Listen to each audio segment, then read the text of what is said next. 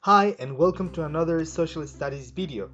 Today we are going to focus on peoples from the Austral Zone because remember we already saw peoples from the north and also from the central and south part of our country. Now is the turn for native people from the Austral Zone. So let's begin. What you will find here is their names and locations, their language, a little bit of ceremonial habits, and some things they have in common, which I know you will love it. So first thing is their locations and names, and the first group we can find is Chonos, who lived between Chiloé archipelago and the Penas Gulf. Now a gulf, as you can see here, is a big area of water coming into the continent, as you can see there. So that's a gulf. A second group would be Tehuelches. They lived in Patagonia, what is now the Argentinian and Chilean Patagonia. So it's a big area covered by these people, and as we can see there, they had close connections with Mapuche people as well here in the north part, especially Huilliche people. And their border was here right by Magallanes Strait or Estrecho de Magallanes, right there. Also, a third group would be Kawashkar people. They lived from the Penas Gulf. I already told you what's a gulf.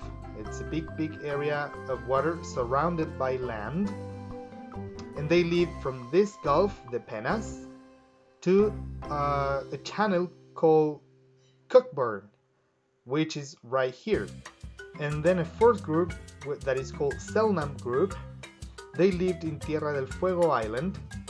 Tierra del Fuego is right here. It's a big area of land separated from the continent by the Magallanes Strait. It's a big island actually, and is now shared by Argentina and Chile. And then we have a fifth group called Yamana group. They covered the southernmost channels of the American continent.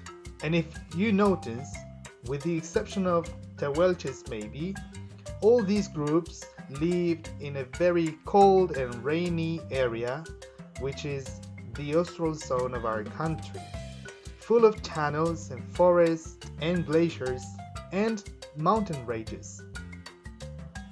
In order to understand their environment, we must know the meaning of southernmost.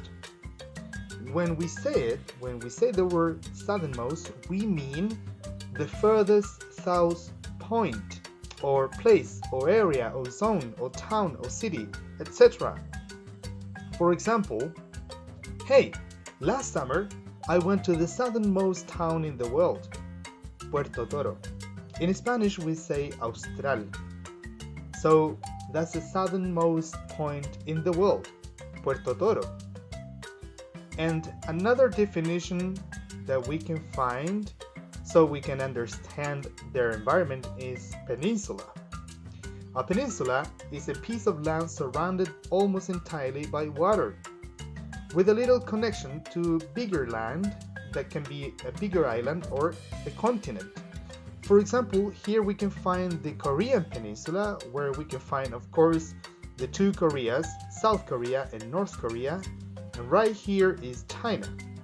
And as you can see here, it's a big area of land coming from a bigger area of land, which is the Asian continent. But here, as you can see, is surrounded by water. And this is a little connection they have with the continent.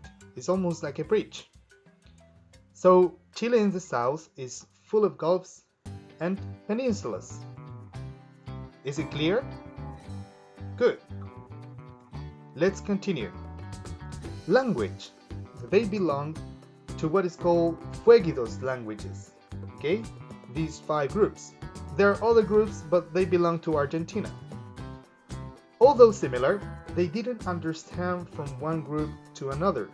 So if I am a Selknam person and you are a Yamana person, we may sound similar, but we don't understand each other, or we don't speak the same, although we could understand each other.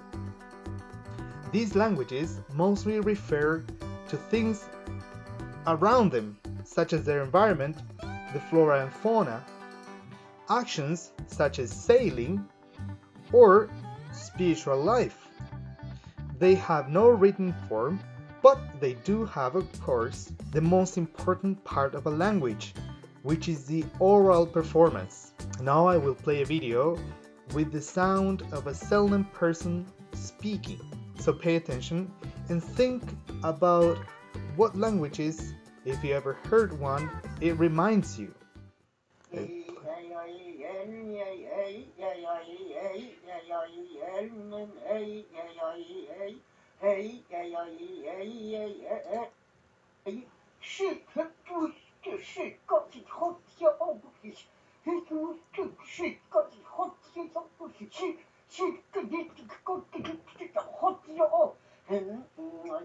So that was kind of a ceremonial singing, and if you analyze it well, those of you who have heard a language is pretty similar to what a Chinese person would sound like, or a Vietnamese person, or even a Japanese person. So Selknam language sounds similar to an Asian language. Interesting. Ceremonial habits. Here we have 2 points, art and the Hain ceremony. Let's focus first on art, and most of these peoples colored their bodies and faces for different reasons, such as marriages, death, birth, and other religious or social occasions. On the other hand, the Hain ceremony is a Selknam one. The story told that Selknam men had been controlled for many years by women, but men realized they had been controlled by women and they wanted to liberate themselves from women. But this ceremony had 4 important purposes in the social organization of Selknam people. One is the initiation for young men. That means that boys become adult men. Also, it sets women's and men's roles, because as we've seen so far, native people had very clear roles for both men and women. Also, it was a ceremony to get together again with people who had been separated in the island, because remember, the island is very, very big, Tierra del Fuego. And it was a ceremony for social reproduction as well. And Selknam, as the other groups, they developed very sophisticated and deep, meaningful painting. For example, here is not a painting technique, but we can see men dancing the rain dance in the Hain ceremony. And these 2 Selknam men are the representation of different spirits in the Hain ceremony. Here as well, we can find a representation of a different spirit for Yamana people. And as you can see here, they had pretty developed painting techniques and forms and patterns, and it's something we hadn't found in other groups in Chile. What they shared, for example, their lifestyle. They were all nomadic people.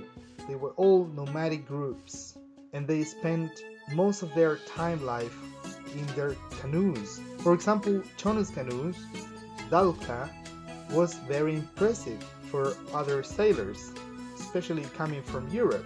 When they saw Dalkas, they realized it holded massive weight and it had great maneuverability. It was common for them to carry their canoes when inland, going from one place to another. So when they were in the islands, they carried their canoes with them so they could take a path to get to other channels. That's the importance of their canoes and their lives. Eating habits. Since they were nomadic, they had pretty similar eating habits, with the exception of some Tehuelche groups. These peoples hunted a great deal of sea animals, such as sea lions, very common, and fishes.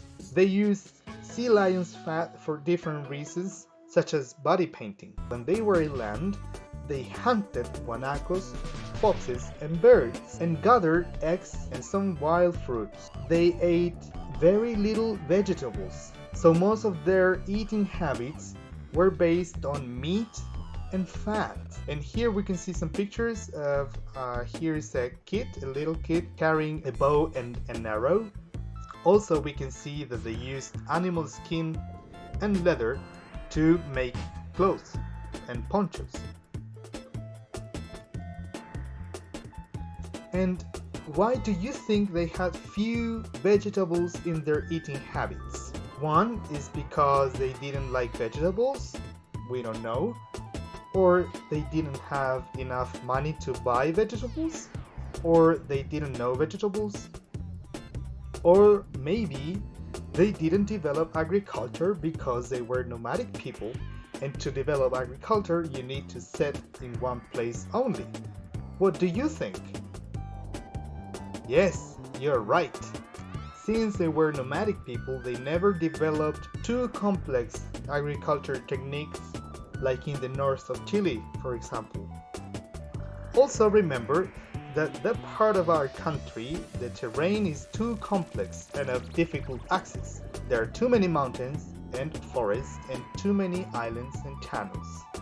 Also as well, it's very rainy and cold and humid, so it will be difficult to stay in only one place without the proper conditions. How about the housing? They built huts, simple huts. Their hut construction techniques were also similar among these peoples. As referred before in previous lessons, we talked about the differences between nomadic and sedentary people's houses, and they were light and easy to carry and simple constructions. Once used, they were left so other groups could occupy them, which is very interesting. It didn't matter if you were Selknam or Yamana or Kawashkar, as long as you use it. So we can see a little bit of solidarity there among these peoples. Now look at this, stranded whales. Stranded whales were great events, major events, important events. It meant people had food and fat for several days or weeks. Also, they gathered bones, nerves, and skin to make weapons, clothes, and different tools. For example, kitchen or eating tools. So when whales strand for different reasons, they got to the beach, they die there, and these groups, they come and gather all they can, and it's a big social event. It can be sad, but it's nature. And as we saw previously, Mapuche people said that they should eat and receive everything nature gives you. So these people did the same. They took advantage of everything that was around them, even stranded whales. And the last topic is their love for dogs. It seems like these peoples had some strong affection for dogs. They used dogs to help them hunt foxes and guanacos. Actually, when Selknam people died, their dogs were inherited to their family members because they were considered as part of their family too. And we can see here some pictures of dogs with Selknam people, Yamana people as well, and this dog along with the Welche people as well. It is not clear when the dog got here, but it's clear that it was very useful and friendly with these people. So this is the last part. I hope you liked the video. I hope you enjoyed and learned many new things.